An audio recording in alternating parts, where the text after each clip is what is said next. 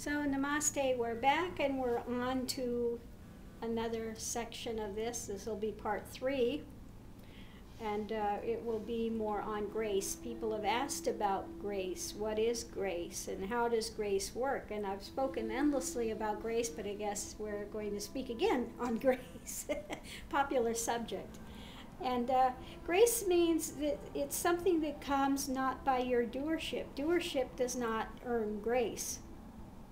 Grace is there when the doership is gotten out of the way and one has relaxed enough that grace can appear, okay? Grace means it's something that's not earned. You don't earn grace. It's what is underneath of everything. As one starts to come into harmony with what is, then the grace of that absolute, that purity, which is always there, which is abundant, has a chance to be seen. So therefore it's called grace. It's always there. It's always present. But one has to get out of the way to allow grace to appear. One has to finally surrender.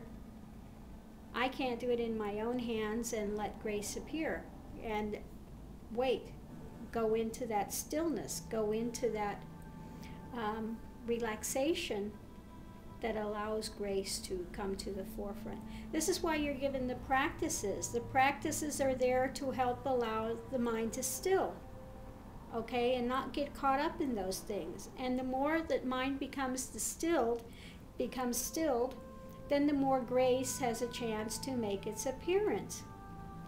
And the more that life goes into, again, flow or grace, not by my way, okay, not by my efforts, but if I get out of the way, then it has a chance to manifest in one's life. It's not that one needs to follow the rules and regulations of God. It's not about, I need to become a better person, therefore I need to be compassionate, I need to be this, I need to be that, I need to set this in motion. It's not that.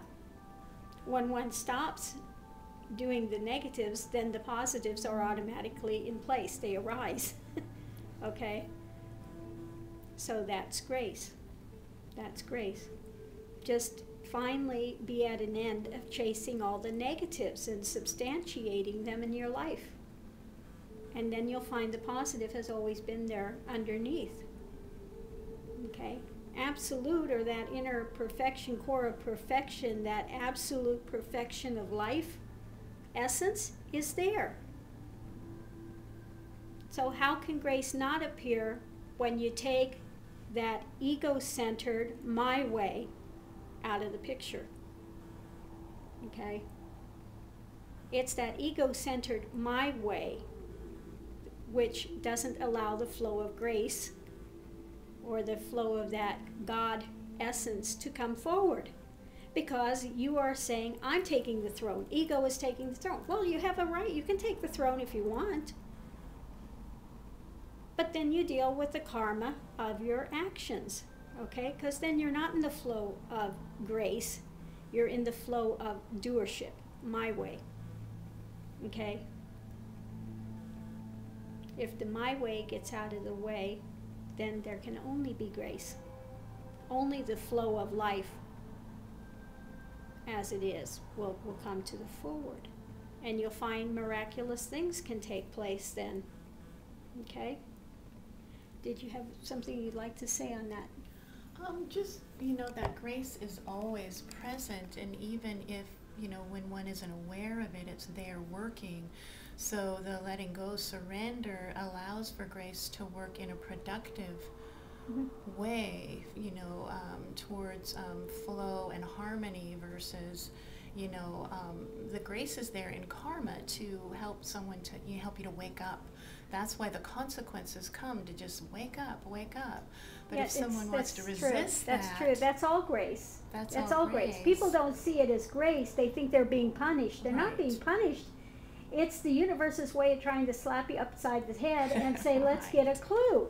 Exactly. Let's get a clue. Let's wake up. When you're doing that action, you're not going to be happy. There are consequences to that action because it's not in flow with the harmony of the universe. So when you're out of the flow of the harmony with the universe, then you're going to get whacked upside the head. Okay?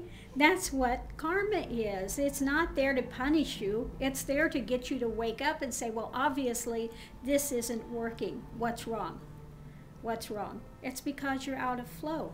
And it can't not be that way. That's the universal law. It's not about, it's not about an individual thing. It's the universal law, because the natural pull is towards the center.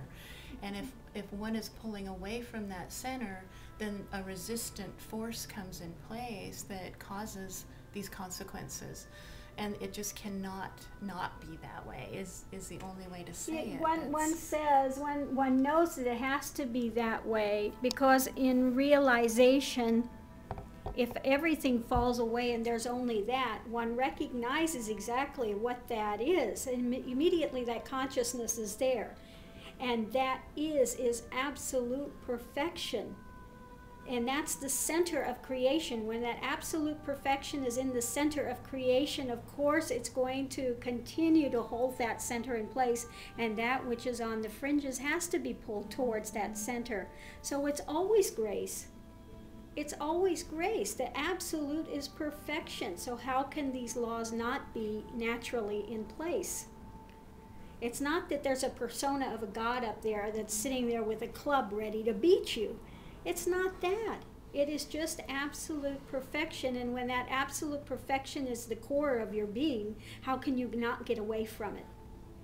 It's there. Yeah, you can't. So you can't run away from karma. It's balance. It's balance. Exactly. It's exactly that. Karma is balance. It's absolute balance. It keeps trying to bring things into balance. Okay? So, like I said, karma is not a negative thing. Okay? It's trying to keep the universe in as much balance as is possible. Okay? It's the natural pull. It's Right. towards the center. It's just the gravitational pull, so it. You're out of whack this way, so you gotta get back. And what it's trying to do is pulling you within, pulling you to the center to be free of suffering. So that's grace. So the more you get out of that center and that harmony and in ego, the more suffering there is. Okay? To show more you there's suffering. something's out of balance. It's saying something's out of balance. There's, this is not natural. That's how the guru functions. Sees you out of balance and tries to bring you into center. Well, the guru is that center. Right, the guru sees where you're out of balance, what's going on, what's sticking, and then they will do whatever they can to cut through that to bring you back to center so you can see, or enough of a shake up and a wake up that you stop and you begin to look. So we're going to stop this here because we're right on the cusp here of the time.